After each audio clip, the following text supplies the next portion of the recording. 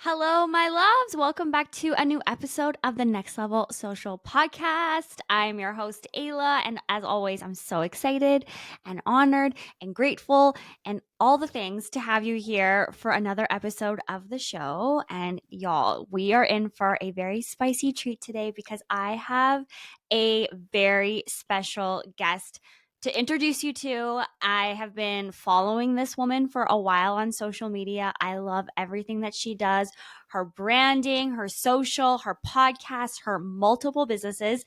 We have her here on the show, and I can't wait to dive into her and introduce her to you if you're brand new to her. We have the one and only Hannah Nieves here. She is a tech founder, a speaker, a podcast host, a business advisor, a new mama. With a keen eye for designing intentionally integrated brands, Hannah has established herself both as a tastemaker and advisor to founders and businesses who, like herself, are striving to grow beyond their business. Hannah believes that as a founder, you don't have to choose between building a successful business or a beautiful life. She really believes that you can live and work together, both of these harmoniously. And I've seen her actually implement this on her branding, which I love. And I can't wait to ask her about today. Through her expertise in positioning, growth strategy, and personal branding, Hannah bridges the gap between living and working to develop brands and experiences that last a lifetime. As a tech founder, speaker, podcast host, and founder of the HN Brands, Hannah is leading a movement of founders who are building and leading intentional lifestyles and influential businesses. Hannah is a true multidisciplinary visionary who knows the complexities of running multiple brands and what it takes to scale and grow profitable and impactful brands. I'm so excited to have her here. Without further ado, everybody give a warm welcome to Hannah. Hi, Hannah. Hello. Wow, that was so incredible. And thank you for that. I'm so excited to be here. Isn't that so funny listening to someone like speak about you like you're not there, but you're actually there? I love that. I know. Well, It's thank so you for funny. having me. Oh my gosh, thank you. We've been chatting. I feel like we've been chatting just on social media for a while now, trying to lock in our calendars, and we're both so Mhm. busy and you're a new mama. So I'm so happy to have you here. Why don't I hand the floor over to you? And I know I kind of gave a little high level intro overview there, but tell my people a little bit more about yourself. What is your story? How did you get started in this online world? Kind of give us like the spark note version. I know it's a very big open-ended question, but tell the people, who is Hannah? And Yeah, so it's so funny when anyone ever asks this. I always have to start off with if anyone's into human design listening to this, I'm a manifesting generator, which in my design I do multiple things, and that's just the way that my energy works. So, manifest generator, Capricorn, Enneagram 3, if anyone's into all of those things. But I started my business out a few years back, and prior to that was in corporate America, and that's where I started, and went into burnout several times. And it wasn't until burnout of 2019 when I actually started my business. And that was really the catalyst to get started, which I'm sure a lot of people listening to the show can probably resonate with that. So fast forward, I was a one woman show to now. We have multiple entities. So my specialty is in PR and personal branding and visibility. And then so I was advising and consulting with clients in that capacity. And then I created HN House, which is really the community where we have masterminds and retreats for other multi-passionate founders. And then I also have this Hudson Studio and this Hudson Farm, which is the life component, right? And that's where like the whole concept of redefining the way that we live and work comes into play. So we have these really immersive experiences, and I'm based in New York. So we really have just like a conglomerate of brands at this point for what it seems like 59 companies, but also surrounded around the ethos of redefining the way that we live and work.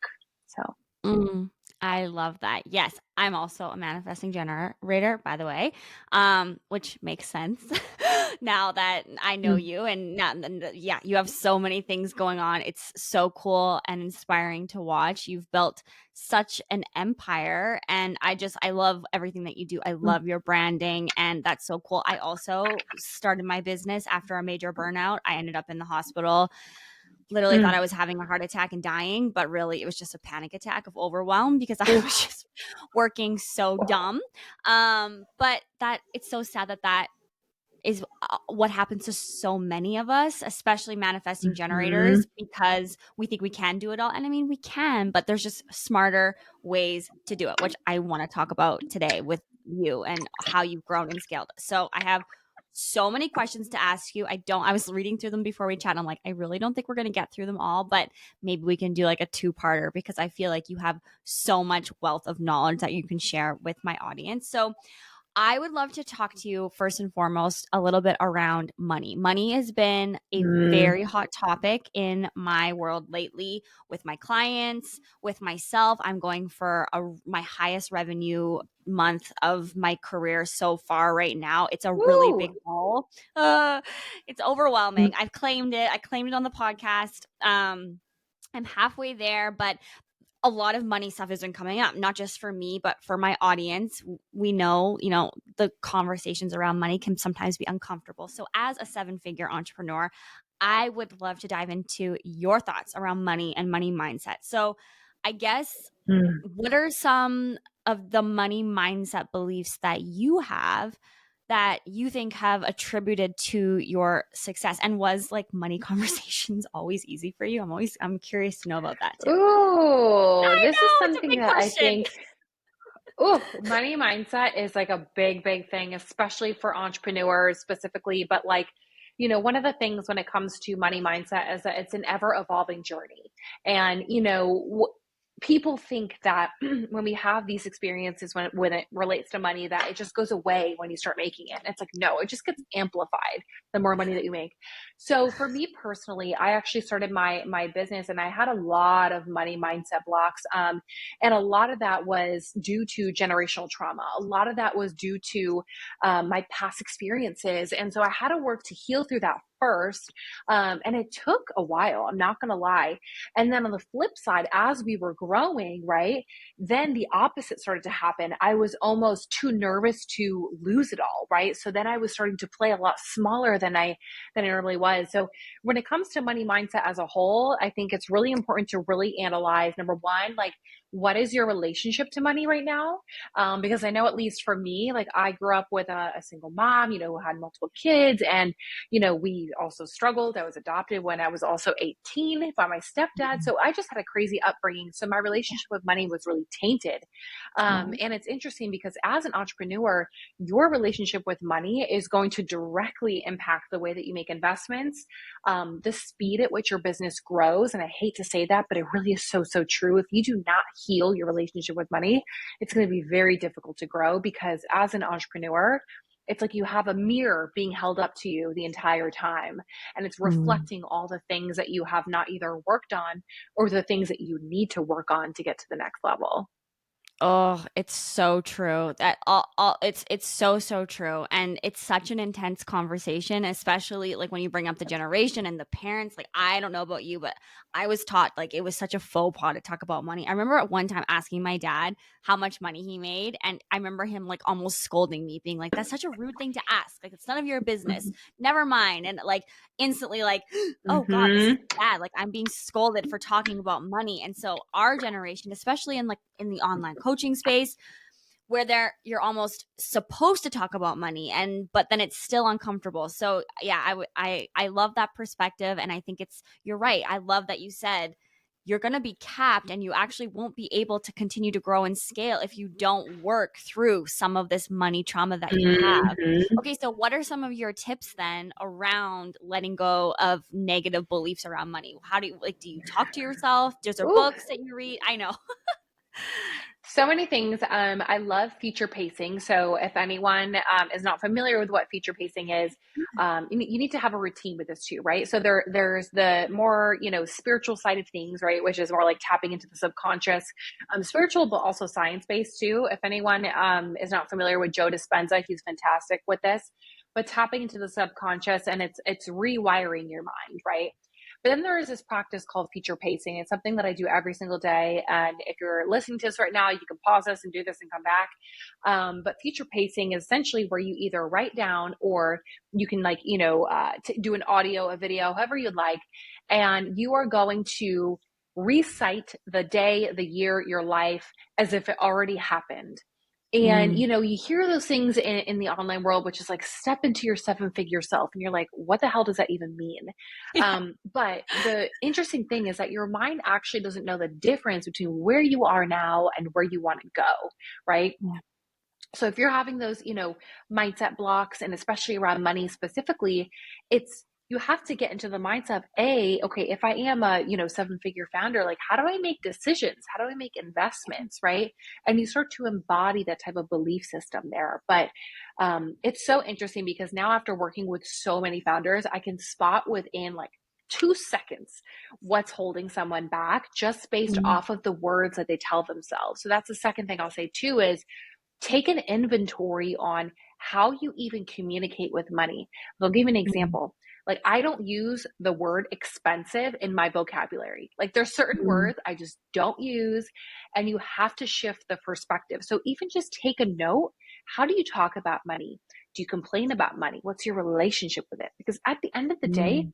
it's really an energetic exchange. At the end of the Yeah. day, there's an infinite amount of it because there's an energetic exchange at the end of the day. So those are just a few tips, but I can talk about this for hours. So, Yeah. No, I love that. That's so helpful. I love that you don't use the word expensive. Um, I don't know if I do. I'm sure I probably do, but I'm gonna catch myself, I think, going forward now. I have been trying as I've been diving into money mindset really hard for the last, I would say, 3 years as I like really went all in on my coaching business. mm-hmm, And do you know who Amanda Francis is? mm-hmm, mm-hmm. Yeah. I love Amanda Francis. I've read her book so many times and I love that she's just Yeah. like her approach, it's just a fucking $1 million. I can hear her say it over and over again, but it really is like you're right. It's infinite. There's no cap. It is just $1 million if you look at it that way. Of course, there's things that we as business owners and online creators need to do to be able to obtain it, but the more we could lean into just truly having an abundant mindset, I know energetically it comes back. And every time I do, have to make or choose to make an investment, it's always scary at first, but it always comes back. And I truly, Mm-hmm. truly do believe that. And I right now am getting ready to hire a new mentor whenever I'm being called to enter a new level. That usually means that I want somebody new or to guide me through it. And there's somebody that I've been going back and forth in, and she sent me, her rates, and I'm like, whew, okay. Like, I know, like, you got to pay to play, baby, Mm-hmm. and I'm getting ready, but there's also some stuff coming up. But I know that it's required. And I also know that if I'm going to be online projecting mentorship, that if I'm not making investments, that I want other women to hold space for me, that doesn't feel aligned as well. So I'm curious to know, what are some investments that you have made or maybe wish that you've made that you think have attributed to you growing and scaling your multiple businesses? Is there Mm-hmm. any that come to mind that might encourage others to do the same? So I've been investing since day one of my business, and Okay. I think it's absolutely key. It's one of those things that I don't think even in my entire journey of running these companies, I've never not invested. Whether it's in a consultant, a specialist, a mastermind, a team member, and I've made a lot of great investments. I've also made some investments that were not so great, but I don't even look at them as not so great. I've always learned a big lesson in Of them. course. So even if it's something like I just had one recently that was a pretty big investment, Mm. and I learned a really hard lesson. So I will say that. But listen, I've invested in one to one, invested in masterminds that are $50,000. I mean, like a kind of across the board. And with every single one, there's always that energetic exchange of, okay, like why am I actually going into this, and what is ROI that I'm looking for from this type of experience? And I think that's like biggest thing too. The bigger you play, right? Like that's where the investments start to increase from there. But it's also getting really intentional as to like why you're making that investment. Are you making that investment because of an unhealed ego? Or are you Mm. making that investment because you actually know that this is going to be the next step for you in your business? Because I think also as well, there's equally a lot of people in the online world that make these, big investments, but it's out of an ego. And it's out of, oh, well, Yeah. I can invest in this and my business is at this level. But really, it's like, okay, does it make the most sense for you on where you are? So I've made so many Mm. investments across the board. But to be honest, they've also like led us to where we are now. So, Right. I never thought about it that way, like from an ego place. That's a really good perspective too, to check yourself. Like, why am I actually doing this? Am I doing this because I need to have this team member? And I'm at that place. I've had a couple clients like that right off the get go start and launch their businesses and then hire a whole bunch of things out because they think that that's what it takes to be an online business. And then they're not making any money. And all of their money is going to these like 7 different people that they have on their team, and I'm like, whoa, whoa, whoa, whoa, whoa. Like, yes, we got to delegate to elevate, but like, we also have to scale back and make sure that we're at this place where investing in all of these different contractors or even employees, if that's the case, really hmm makes sense. So I love that perspective of really checking ourselves before we wreck ourselves. And I also love that for me too, even as I'm getting ready to make an investment. I exactly that. Like, am I hmm investing in the right person and for the right reasons? I mean, I believe I have been following this person for a while and watching her, and she's exactly where I want to hmm be. But still, there's lots coming up to it, and you really want to make sure it's the right choice because you, like you said, like we're spending thousands of dollars here, and hmm so what is the ROI, and whether that is like for me or for anyone else listening, what is the return on investment? Is it actual money, or is it networking? Is it simply mindset and energetics? There's so many different programs and opportunities and investments we can be making out there. So I also really love that perspective of hmm really checking in with what is the return on investment before actually returning, before actually investing, and checking yourself Yeah, there. So, and I've made bad investments too. We learn from them though. There's no bad we all decisions. do. hmm It is what it is, but it's literally what makes the business world go round. So okay, I would love to know as well. You have so many brands yourself, and then obviously you've worked with so many different entrepreneurs and founders on the branding side. So this is again, all these questions are pretty big. They're not small questions, but you give us what you feel is necessary. What, from your perspective as a branding mentor and someone that is in brand, what would you say defines or helps keep your brand and the brands that you work with relevant? What's some things that come to mind when it comes to branding specifically and relevance? Mm. Well, when it comes to branding specifically, and when it comes to like a personal branding, I'll kind of hone in there a little bit. Okay. It's really just making sure, number one, that your brand aligns with you, because your clientele is naturally going to up level as you up level. I'm sure you even see this with your own clientele, right? Like when you started your business, X amount of years ago, you probably have a different clientele than you do now. And that's also attributed to you and your own evolution and your own refinement. And I think what's so interesting about like even our brands as well is like we've been through so many refinements over the last few years. And that's truly been from me up leveling, us up leveling, and also like just staying a few steps ahead of like where we want to be. And this just goes back to Mm, again, like what is the intention and as to why your brand is here? What do you want to be known for? And I think the most successful online personal brands are the ones that are most authentic too. I think that's like mm, the biggest thing, especially in the online world of coaching, consulting, and services, right? Like it's a very unregulated industry. So the barrier to entry is very low. And as long as you have a credit card or can afford and, nice branding, you can equally have people who have nice branding, but like lack customer service, right? So that is another piece that I want to make sure that everyone really like hones in on, because when we talk about this concept of how do I build a luxury brand or a luxury premium service, it's not just the branding, it's not just the marketing. It really is the customer service and the standards of excellence of which you like operate your business, which surprisingly enough is something that is not talked about enough, but mm. that goes to impact your reputation and that impacts your brand as a whole. So I love branding, and it's something too, like even if you were to go and look at our visual identity over the last few years, you can even see all the micro changes every single year as we've pivoted to.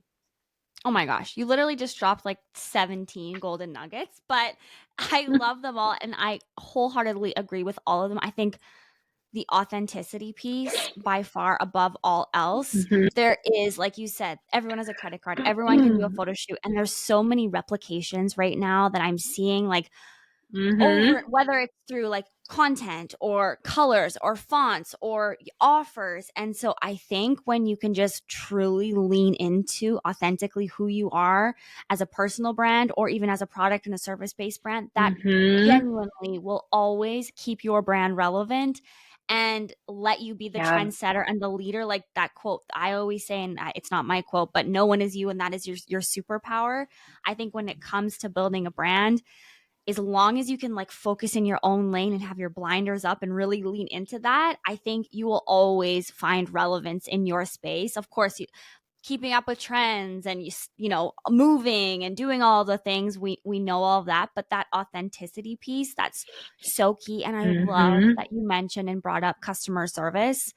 Client retention and customer service is so important to me. And I actually just talked Yeah. about this on my podcast last week. And you're right, it's not talked about in this. I feel like, I don't know about you and your clients, but I'm always hearing like, I need more. I need new. I need this reel needs to go off. This reel's tanking. I need to go viral. Da, da, da. And I'm just like, Mm-hmm. but like, honey, are you loving on those that are there? Like, I don't know about you. Mm-hmm. And like, there's so much lifetime value that is just sitting there if you love on your current customers and your current people that are in your world. So I love that you said that as well. Mm-hmm. Okay. I also want to kind of pivot a little bit over into a new role that you have been experiencing in your life, which is motherhood. This is your first baby too, right? Mm-hmm. Yeah. Mm-hmm. So you just like, how many months now are you? Two months. So she's actually 2 months. Yeah, 2 months. I'm like, wait a second. It's crazy. 2 months ago, birthed a human. That's wild. And I was talking to you before you had your baby, and I know that you took some time off, and I love that it seems anyways from the outside looking in, correct me if I'm wrong, that you have found a really nice balance and an ebb and flow on how you're running Mm-hmm. your business, how you're slowly easing back into business while being this newfound mom. At least it seems that way. Correct me if I'm wrong. Maybe it's a giant shit show. I don't know. Social media social media is wild. But I guess I want to talk to you about motherhood and being a mom. I am not a mom yet, but it's definitely something that I talk about on the podcast all the time. I desire and long to be, and I'm hopeful that that will be part of my journey one day. But I'm not going to lie, I also am scared shitless because I have so many entrepreneurs that are also moms, and like they scare me sometimes. Like they're like, this is crazy, this is overwhelming, like breastfeeding on calls. Like I feel like I'm like, oh my gosh, am I ready for this? Even though it also I Mm-hmm. know is the most beautiful thing. So I digress. So I would love to know, how are you managing? How are you navigating this new role and finding your balance both in business and motherhood? Ooh, the motherhood chapter, I have to say, and I was very, very similar to you too, where I was questioning, like, can I do this? Is Yeah. this something that I can actually do? And, I consulted with a few of, my friends, my peers who are also, moms themselves. But, I think there is definitely something to say when I didn't have a kid before I started this business. I, Mhm. I grew these companies, scaled them to seven figures, and like, we had all these milestones and success so rapidly. So it was kind of the question of like, well, how do I transition this to like, open up this new season of motherhood? And so I had a lot of fears around that. I openly talk about this, but about a year and a half ago, I actually found out I was pregnant at the time, but ended up having a miscarriage. And that was kind of like the start of like this whole like new chapter. And it really like opened me up to thinking, no, I actually really want this, because actually before that, I actually didn't know if I wanted kids. My husband and I were like, oh, we love our marriage. We, love being, not single, but we love being, childless and just being able to Yeah. go anywhere we please. And I will say we've done a lot of planning, in my during my pregnancy, we planned my mat leave like 6 months ahead. And, I still was able to ease back in, but I have the support from the team. It is the most beautiful season, the most intense season, but it's the most rewarding too. And it just gives you this whole new perspective of like legacy and purpose that I didn't really have before. Mm. But really like the key, I have to say, and I will say for any of the moms that might be listening to this right now that have, a baby that might be colicky, or maybe your baby went to the NICU, Thankfully I did not have to deal with that, but that is a whole different world when you're dealing with babies like that. But things have been okay. And, I'm so grateful for that. But I think a lot of it has come down to the systems that we've set up Mm, prior to me having the baby. Because if we did not have the systems, I would not be in this place mentally. yeah. Oh my gosh. Well, congratulations. And I Thank you. love seeing you in this new role, like watching from afar.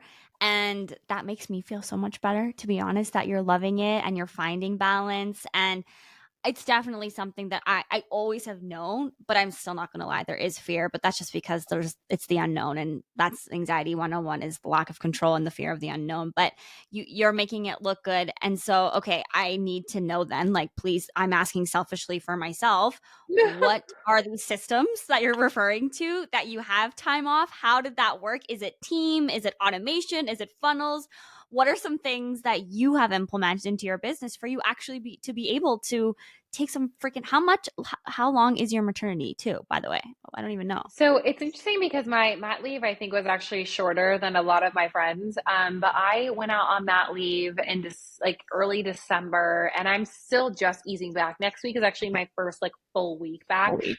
But so what I did leading up to that was we looked at like a few functional areas. We looked at sales, we looked at operations, and we looked at marketing and said, okay, how can we remove Hannah from the conversation of these things? So we looked at all these different areas and we were able to automate. Now we still do one-to-one, so that's also something to be considerate of. If you are solely like a one-to-one practitioner of any capacity, this will be a little bit tough. A lot of our business is one-to-many, so it was a little bit easier. So we were able to like automate those areas, come up with reporting for those areas, and then every single Friday. So once I went out on mat leave, every Friday I would get a report from the team that literally, and this is a template I give all my clients, it gives me an update as to where things are, where are leads, where are sales, where are conversions, where are clients. So they would have check-ins with clients, project updates. So I had a pulse on the scorecard every single week. So I could Okay. see what was going well, what wasn't. Sales calls, we were able to pass off to my CMO. So really, I started to become, replaceable in the business, which was really cool. So that So cool. process was great. And what was nice was because, I didn't have the expectation of having to be on client calls. I was actually able to work on some of the fun creative projects and the things that I wanted to work on, but I haven't had time to. And I was able to do that without any pressure because no one needed anything from me during that time. And that felt so good. And I will say that's the biggest thing is that you just don't know how you're going to feel after you birth a human. And hormones are real, and for some women, it's really intense, Yeah. and postpartum depression is real. Thankfully, knock on wood, I haven't experienced that yet, but it's also building your business in a way that if you were to experience those things, your business is not relying on you to survive. Yeah. Yeah.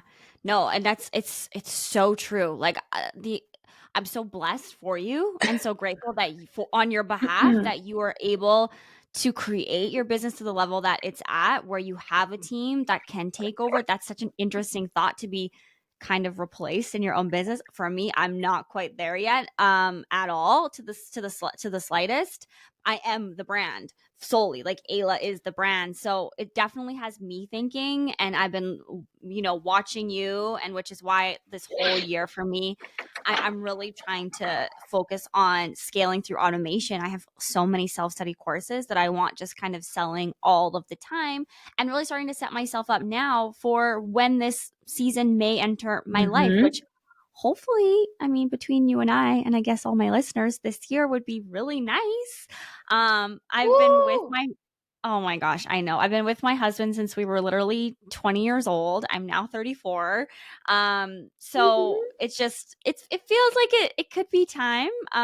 But anyways, That is so so exciting. you give me hope, and I love hearing about all of that. I literally just need you to teach me how to do that and take myself out and let go. Anytime.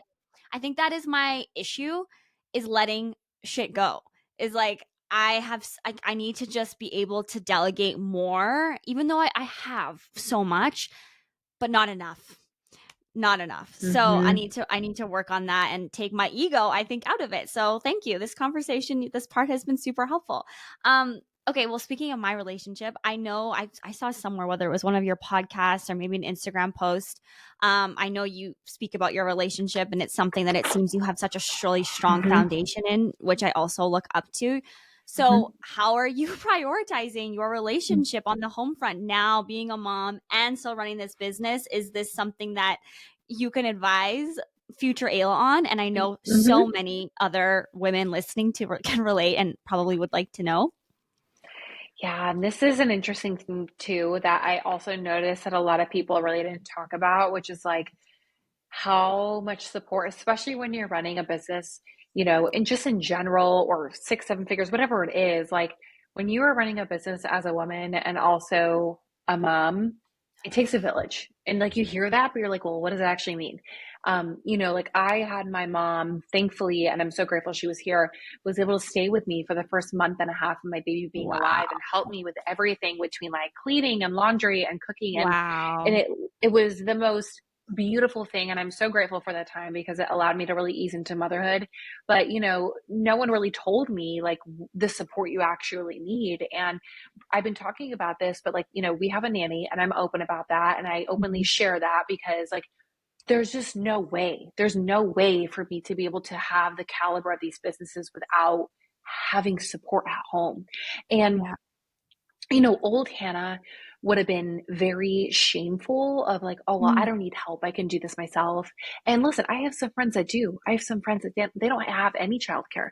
But for me, I also wanted to feel that support at home because my husband doesn't work at home. So we have support at home. We have a nanny. And it has been really helpful. And I am so eternally grateful that we are in a place where we can have that, because it also allows us to be able to have those moments of going out to dinner, have that like one-to-one time because, they always say in the first few months of, your baby being born, it can feel like there's two ships passing in the night. And it really is real, right? And if you Yeah. don't prioritize your marriage, your relationship, the same way you're prioritizing your business and your baby and all the things, that's the first thing to go. So that's like the biggest thing I will say. And listen, we are not perfect by any means, but I think the biggest thing for me has been letting go of control, which I'm sure you just talked about it before, but letting go of control and asking for help. I was never one to ask for help. Now I will ask anyone for help and I have no shame. Oh, I love that. That, you know what? And it is so true. I watch my sister-in-law and my brother-in-law. They're our best friends. We have all grown up together. And my sister-in-law's two daughters are one of them's my goddaughter. They're both my nieces. And we just pretend that they're our kids because we don't have kids. Like we love them so much. And so my sister-in-law, they just had another baby. The baby's 5 months old, and I watch her, and they don't have a nanny, and their parents are in Saskatchewan. So like we step in when we can, but sometimes I watch her and I'm like, I just don't know Mm-hmm. how and she's an online business owner herself. And I'm like, I don't know how you do it. And I love that you're able to have a nanny and you're in that place. And I have a couple other friends who have nannies too. And I just know what Mm-hmm. gifts nannies are and how much they help, and moms too, obviously. So yeah, Mm-hmm. I will 100% make my mom move in with me. I know that no matter what, even I though she lives tried. down the I street. tried to bribe my mom. I'm like, you need to come, mom. You can sleep with me every single night. And I need it so much. And I'm so lucky. My mom lives 5 minutes away, but I still feel like I'll be like, come and be with. I know, I know. So that's also a really good reminder, and just asking for help, and it's okay. And it takes a village. So for all of you mamas listening, like, listen to Hannah, from Anna's mouth to your ears, ask for help because it's a freaking lot. Okay, so I have a couple other let me look here. A couple other questions I wanted to ask you. I feel like we kind of touched on this, but circling back to business now, I found one of your reels. I loved the branding and the name of it. It said, how to build a cult like brand. I loved this. So, what what does this mean? What does cult like mean to you? And how do you build a cult like brand that is impactful and intentional? I know we kind of talked about it, but like this Mhm. magnetic brand that people are just like obsessed with. What did you mean by that? I loved it. So the first time I actually was, well, when I was creating that episode and I was thinking about, the brands that like have that cult like, um, following. So you think about, say, like a Soul Cycle. I don't know if there's any Soul Cycles by you, but that was one in New York Yeah. City, that blew up. You think about like a Restoration Hardware. I mean, like there's several brands like that too. But when I think about like a Like Soul Taylor Cycle, right? Swift Like, right now, I'm like freaking out. I'm like, what is happening? I feel like we could have a whole episode on what that girl is doing with her branding. But anyways, ooh, like a Taylor Swift, it's insane. it's like a Taylor Swift situation where you just have this, almost like obsession. But like when you think about a cult Yeah. like brand, you have this following, they're loyal to you, they're magnetic to you, and like what actually goes into that. And there's a few things. Number one is obviously there's visual brand identity, which I'm not going to go too deep into, but like the visual identity is a big one, right? Like just knowing that brand without actually seeing that brand. Like if I saw Soul Cycle without seeing the logo, I would tell it's a Soul Cycle location. Now, and when it comes to the why, what I think is so fascinating when I studied these brands was more along the lines of like, okay, like what's that mission and or what's the ethos that people really like rally behind? Like why Mm. do people, for example, like the Stanley Cup, like why do people are obsessed with this cup and this tumbler, that they're raving about, right? But it's more about the ethos, the mission behind the brand. That's number one. The story behind the brand is another one Mhm. too. The visual identity is another one, and also the experience. When you think about these brands that have these like almost like cult like followings, like you think about Restoration Hardware, right? It's this luxury experience when you go and you purchase furniture from them and you create your home and identity, with their products. And I think that's like in a kind of like a nutshell, everything as a whole. When you think about the brand, it's like this living and breathing ecosystem, which I think is so cool. But it takes time. And that's another thing Mm. too, is that a lot of people think that, building a brand just happens overnight. And there's this slow evolution. And there's like the saying, what is it that like you have a brand if you've been in business for over 8 years. Like once you've made it for Yeah. like the 7 and 8 year mark, you have a brand that's there. And I think that's one that, we're all striving for at the end of the day, but it takes like so much time and refinement to actually even get there. Yeah. Ooh, I love that. And I Mhm. also love like what you the story and the why, right? Like we hear this all the time, but it really is so true. Like, that saying, people don't buy what you do, they buy why you do it.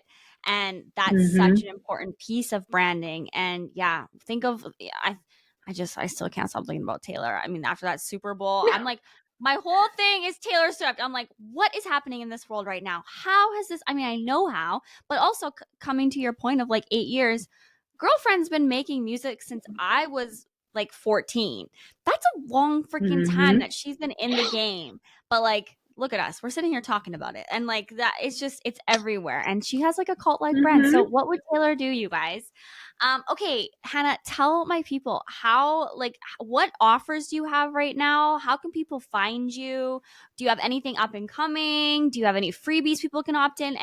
Tell the people what you have in the works in your Mhm. world. So let them know. Tell them. Absolutely. So we have several different things, and I'll share. We Mhm. have a PR playbook that we are coming out with that's completely free. I'll give you guys a link so you can download it, and it really is helping you up level your digital presence so you can leverage PR. So I'll give you the link to that. Ooh, But depending on where your business is at, we have a few different things. We have our Thrive Collective Mastermind, which we're celebrating year 4 of running that, which is wild to me. wow. And then we have some one-to-one options that are available as well. But the really exciting project that I've been working on for the past year has been Mason, which is our AI-powered private network for women founders that either A, have a business over $1 million a year, or a personal net worth of over 1 million, or they've sold a company for over 1 million. Um, Cool. which I'm just so excited to share more about. So this is probably one of the first podcast episodes where I'm actually naming the name of the platform. Wow. So we are coming out with that in the next month, which is so exciting. So many different ways of getting support in your business, just depends on what level that you're at, but I'll give you that free resource because it is juicy, really juicy. Oh my gosh. Well, I'm so honored that you shared that with me and my community, and any support I can do to help you and talk about that and Thank promote you. it, please send it my way. I'll definitely leave that PR freebie download in the show notes. And I will also leave links to Hannah's website and her social. Definitely, y'all go follow her branding, her messaging. I've been a fan for a while, so definitely go and social stalk her if nothing else. I Okay, love my it. last question that I always ask every guest. Again, all my questions I feel like are so big and broad, but it's all good. We're here for it. What would your advice be to the female entrepreneurs, either current or aspiring, be today? Ooh, the big one is really trusting your intuition is Oh, probably the number one thing I would say because I I love it. work with so many like ex corporate and or women who are, are healing that masculine energy side of themselves. And listen, I was that person, and I, in the beginning stages, started my business and felt out of alignment with what I was doing. And I didn't listen to that side of myself. And I see this happen all the time in business owners. So trust your intuition, trust your gut, and also trust yourself and have that belief that you actually can create that vision that you have in your mind. Ooh, I love that so much. And that's so aligned with everything we've been talking about on this podcast the last couple of months, slash in my mastermind in my community. I feel like everyone right now is diving into understanding more and learning more about the masculine and the feminine sides, both in business and relationship and life. And it's Mhm. such an interesting conversation. I'm actually, one of my clients, shout out to Natalie, is a female embodiment coach. And I'm coaching her on how to launch her business. But all along she's been like teaching me stuff, and it's Mhm. so interesting. And I, like you said, like many of the female entrepreneurs that are listening, probably lean into a lot of the masculine side of ourselves, which is important. We need that, Mhm. but we can't forget about the softness and the intuition and the gut. So I Mhm. absolutely love that. That's so aligned with me and my community and our world, which is also probably why me and you found each other, because you're obviously my Love people. it. So thank you so much, you, for being here, and thank you for tuning in to the show. If you found this episode valuable, Hannah and I would be so honored if you took a screenshot took a I screenshot. love it. Don't even cut that, Dad. We're gonna leave that if we're leaving that. A screenshot of the episode and tag us so we can see who's tuning in. I love, as you know, always knowing who's listening and communicating with you and chatting. All right, we'll sign off for there. Have a beautiful day and a beautiful week, and I will see you guys next time. Bye, Hannah. Thank you so much. Bye. Thank you.